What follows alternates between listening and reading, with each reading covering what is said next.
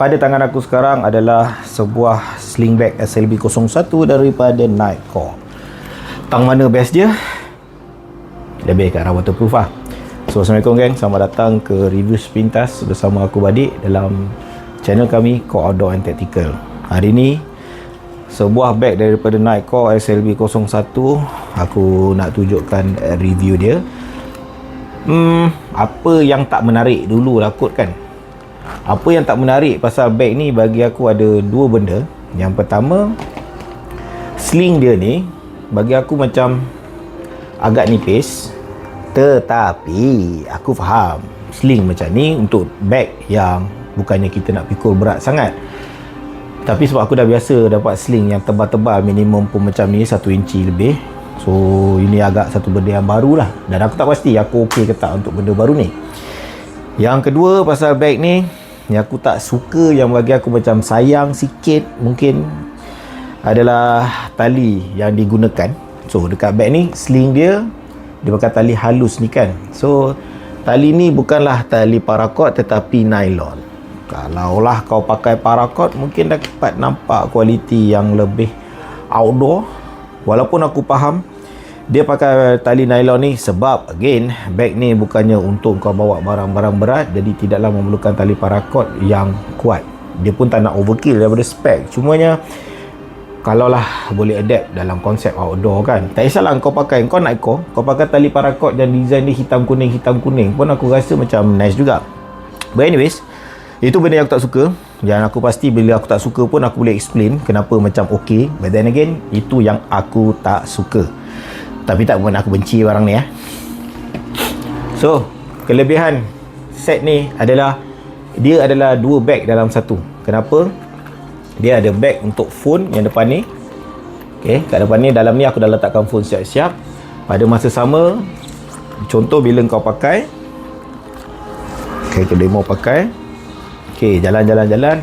Wah, nak ambil gambar, aku boleh terus snap dan aku boleh ambil gambar. Dan kelebihan dia adalah skrin dia ni walaupun ada plastik depan, tapi dia jenis plastik yang kita terus boleh kawal. Dia benar jari-jari kita, dia boleh detect dengan kemas, tak ada masalah. So tu kelebihan dia lah. Dan of course, kalau perlu kau pun boleh terus ambil gambar daripada dia ni. Contoh, disebabkan di belah depan dan di belah belakang dia ada plastik. Dan kelebihan untuk waterproof case dia ni, dia adalah jenis yang 3 seal. Dia ada 3 jenis seal yang ada pada case. Yang pertama, velcro.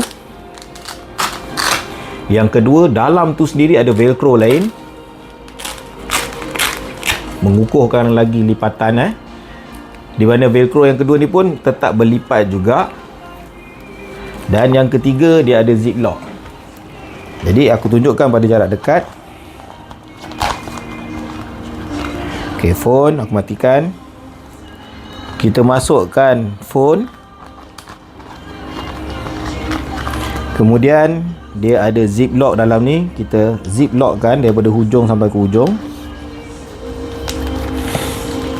Dah kuat. So velcro yang pertama ni, lipatan dia adalah 1, 2. So 2 kali lipat untuk mengukuhkan. Dan yang ketiga, untuk pastikan supaya dia tak menggelembung banyak, lipatan yang ketiga pun velcro juga, akan menyebabkan benda ni kemas. Artinya kalau setakat ada masalah water flash ke water splash ke apa, dia okey gila lah.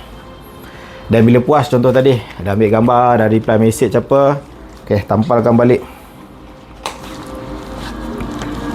dijadi dalam satu bag. Berbeza dengan bag waterproof handphone lain, dia ada bag di sebahagian belakang. Dia buat dalam gaya watertight juga.